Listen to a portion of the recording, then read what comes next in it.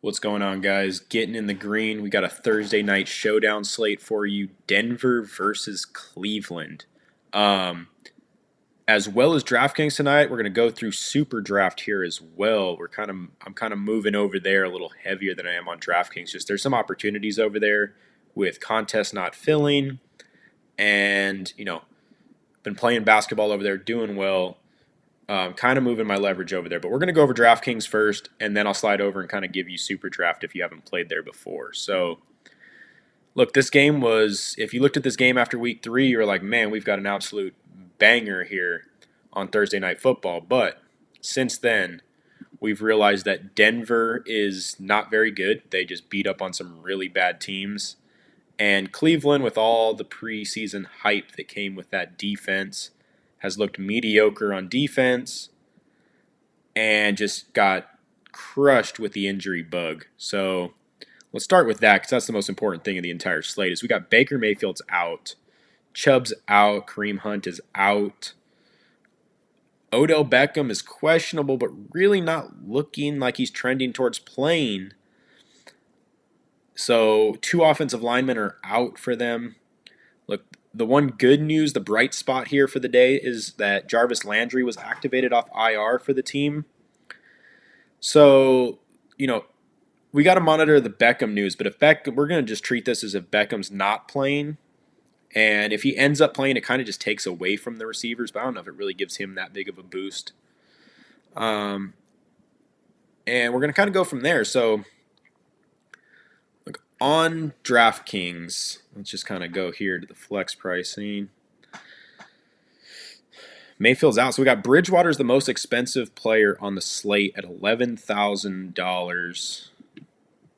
And they're just not a throw first team, man. I got a hard time wanting to really pay up for Teddy Bridgewater.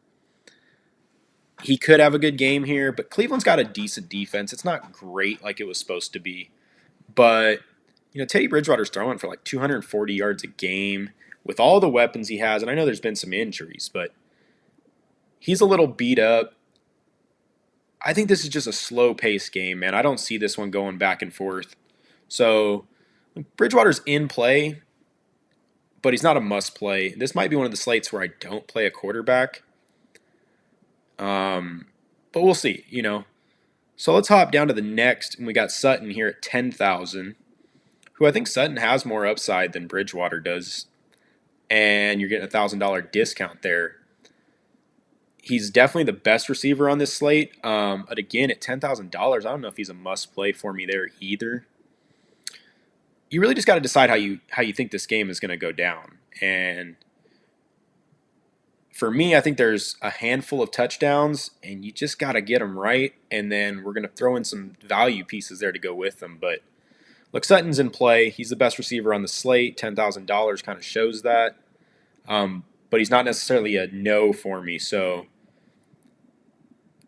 throw him in some lineups. But again, man, hard-pressed to pay $10,000 when you got Teddy Bridgewater throwing him the ball. Case Keenum, who's just happened to be $9,400 because I think they just knew Mayfield wasn't going to go. He's got experience with this offensive coordinator. I don't want to pay $9,400 for Case Keenum. I don't. I was hoping he'd come in a lot cheaper. But he's in play. Denver's defense has been exposed recently. The secondary is not as good as it was. And Case Keenum could stand back there and definitely make value for you. But again, like I said, there's a good chance I'm going to have lineups that have no quarterback on this slate because I'm just not that impressed with these offenses recently. After that, Kareem Hunt's out. So we got Noah Fant at $8,200, who I think's a fair value there. I think that's a good spot for Noah Fant. Second highest usage on the team. And, Keenum, for as much as that guy, with Bridgewater with his injuries, he might dump off a little more. So Fant's in play for me. You just got to pick your spots here, man. I'm not super confident on this slate just because I don't know what these teams are going to look like when they come out. So I'm going to go off of usage, and I think, Noah Fant's a good spot here. based off his usage. But again, for a tight end at 8,200, I think he's going to be chalky. I think you could go elsewhere and be fine. Just kind of depends how this one plays out. The next play, though, at 7,600, I do really like Tim Patrick. Of the Denver receivers, man, this guy's the red zone target.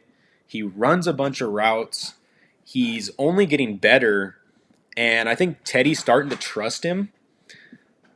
I like that price discount you're getting off these other guys, and so Tim Patrick is in a lot of my lineups. I really like him tonight. I think Cleveland's going to, throw their best over there at Sutton, and I think Tim Patrick slips and gets you a touchdown here. So he's been Patrick's been consistent. 7,600. It's not the cheapest value on the guy, but I definitely like his place there. Now we got two more Denver players, and this is you're probably going to have to get this right, and I couldn't tell you one way or another who I like better, man. You've got Melvin Gordon and Javonte Williams. It's a 50-50 backfield. I think one of them scores a touchdown here. Like I said, I can't tell you which one, so I'd probably play it both ways if you can. And I think you are going to need one of these guys to go optimal. But like I said, I don't have a good gauge of which one's going to actually get in. I don't think anybody does. So I'll be playing it both ways. I think Javonte Williams is slightly more explosive, but I think Melvin Gordon gets a little more usage here in this one. So, it's a 50-50 flip, but I mean, you could play both. That's getting a little dangerous, but again, hey, if the running backs, soak up these touchdowns tonight, it might not be the worst place to be. But I definitely think one of those guys is going to end up optimal. You just kind of make that call on who you like more. Like I said, we're going to treat this like Beckham's not playing, but if he does play, 6,800's not the worst position for him. But at 6,600, if he's out, I really like Landry here. He's going to become that possession receiver again. He's going to have an uptick in usage. The guy's consistent, got great hands. Keenum, I think, is going to drop off a lot. Keenum doesn't want to go deep. So Landry, to me, will definitely be in play with a Beckham not playing. Peoples-Jones this is ridiculous pricing for this guy. I mean, the recency bias that was thrown into $6,400 for Donovan Peoples-Jones. The guy caught a Hail Mary. I mean, good for him. You catch one of those a season, though, and I don't see him catching another Hail Mary. He had an okay game outside of that, and he's had a decent season. But he's priced up here with, he's $200 less than Jarvis Landry, who's going to be the alpha one. Look, Peoples-Jones could get 2 touchdowns again. Anybody that plays is viable to get a touchdown, but if you're playing the numbers, this guy's overpriced, man. And I got no problem fading him, and if he beats me, he beats me. But, I'm not paying $6,400 for a guy that gets like two to three targets a game. So, of the receivers, Landry at 6,600 is just a smash value compared to Donovan Peoples-Jones for me. We've got backup quarterbacks that nobody cares about. Njoku's overpriced as well. Again, you want to talk about a guy that caught a bomb and skewed his entire season. That's David Njoku against the Chargers. So I'm not worried about that guy at 5,400. Felton at 5,000 is interesting. He's not going to be the starting running back, but he is probably going to run the most routes out of the backfield. So Felton is in play for me for Cleveland here. I think Keenum's going to dump off a little to him. And, yeah, he's a sneaky play here. I think, Dearness Johnson's going to be the starting running back here on first and second down, and that guy does run some routes. I think he's going to be much chalkier than Felton. So, yeah, you got to pivot here, man. You're getting a $400 discount with Johnson because he probably doesn't have the same passing role as Felton. But Johnson's definitely live to get the touchdown. He's going to get more touches. I'm probably leaning Johnson, but I have no problem pivoting off of him if the ownership comes in way too high. So Felton's in play. There's a nice little pivot, but you're taking a shot. You're throwing a dart. Just know that if you put him in, and at 5,000, it's not the cheapest dart you can throw.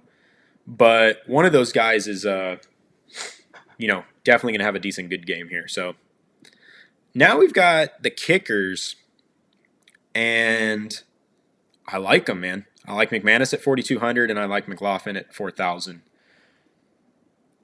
I think this is I think these guys are going to get stopped. I think there's going to be a couple field goals here and there, and in a game where there's not that many touchdowns, if one of these kickers gets you 12 points, man, they might at 4,000, they're right there for you. So both the kickers are in play for me.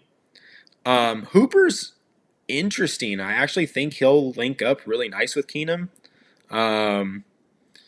He doesn't get the most targets though. He had a 3 in the last game. Again, another dart, man. You're throwing it. I think he could have a decent game. I do think he reminds me of Kyle Rudolph kind of thing going on there with him. So look, Hooper's in play. I'll probably throw him on a lineup just to be safe, but and below him, I mean, there's not much. So we've got Higgins, who I don't trust at all. We got both defenses, which aren't the worst idea here, especially if like the Denver D at $3,400. If you think that offensive line being beat up for Cleveland opens up some opportunities, Keenum will give the ball up. I could definitely see that. So I think they're going to be chalky though because of Baker being out. But 3,400 for a defense that could ultimately get you a touchdown is a good spot there. The Browns defense is okay. They get scored on, though. I don't really love them in this spot. And then, after that, I mean, there's a couple darts to throw down here, but there's not too much else. So, John Brown will probably get activated to the squad again. Yep, all right, already elevated from the practice squad again, but he only played like 6 snaps last game. I don't trust him. Yeah, for me, I mean, my value plays are going to be down here at the kickers and then those 2 Cleveland running backs, and I'll try and build around that. And there's not much I really want to pay up for anyways on this slate. So, yeah, like I said, I could probably go with, neither of the quarterbacks, fit in some running backs here and maybe a couple receivers and hope I get the receivers right. Maybe a kicker on each lineup. But it's not the greatest slate. I definitely think there's some leverage plays here, and the one good thing about having all this uncertainty is there's going to be high variance on what's, people feel is going to happen tonight. So there's some opportunity here. You could definitely separate yourself from the field with some different combinations down here. With that being said, though, we're going to hop over to FanDuel and on SuperDraft, I'm sorry, not FanDuel. And on SuperDraft, God, I mean, I am loving these kickers on SuperDraft. So let me pull this up here. Their multiplier. So if you're not familiar with SuperDraft, there's no salary cap. Every player is just given a multiplier, and you kind of put the best lineup you can together. You have one champion, which gets a 50% bonus, and then some flex plays. You can play anybody you want. So we're going to look at this just from a flex. So from a flex. So we've got Bridgewater gets a 1.1 multipliers. Not bad, but again, not the greatest spot here. Sutton's at 1.4. Landry's at 1.4. I like Sutton of the 2.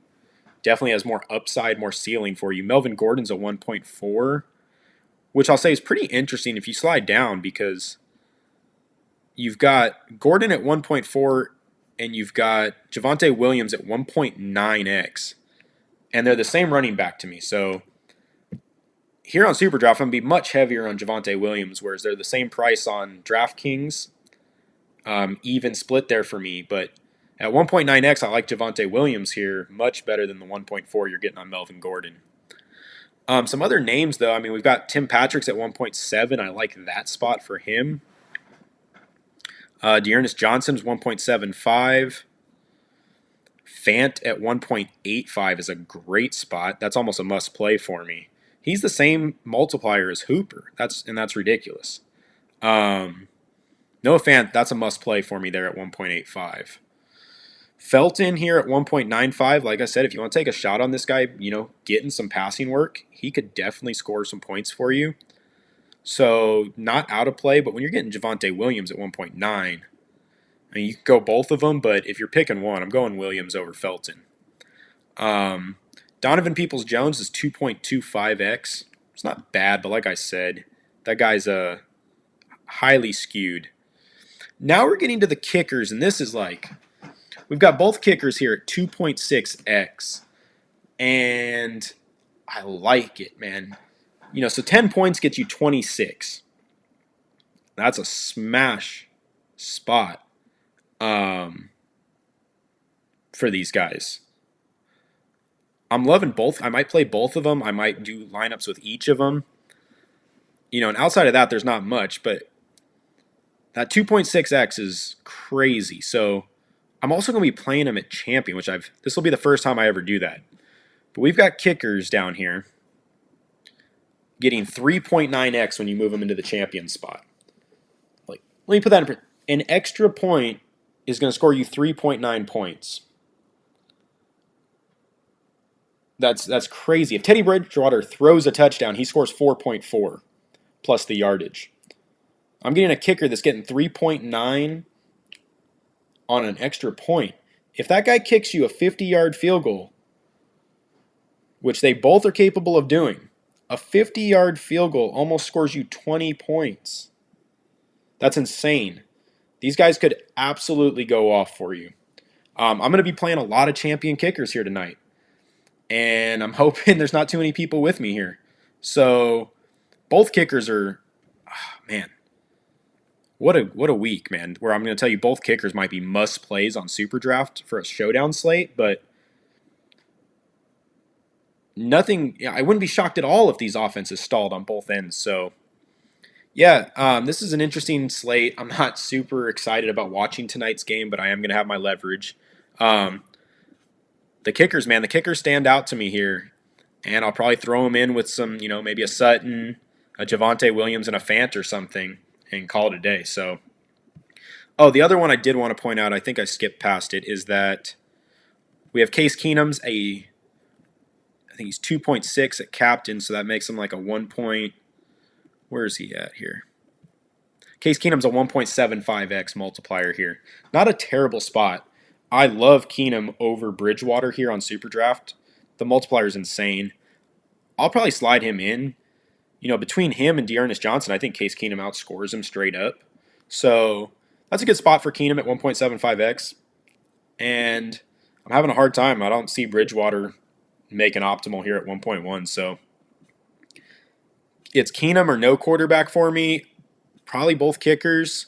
There is no defense on SuperDraft, so you don't have to worry about that. Yeah, that's kind of where I'm at, guys. Look, hit the like, hit the subscribe, and we'll be dropping our full Week 7 analysis for you here tomorrow. Full main slate, kind of give you guys some sleepers and some values there. But hit the like, hit the subscribe. We're in MMA, NBA right now just got kicked off, and then we're bringing you all the football slates. So trying to give you guys as much content as possible, and like I said, hit that like, hit that subscribe, show us some love.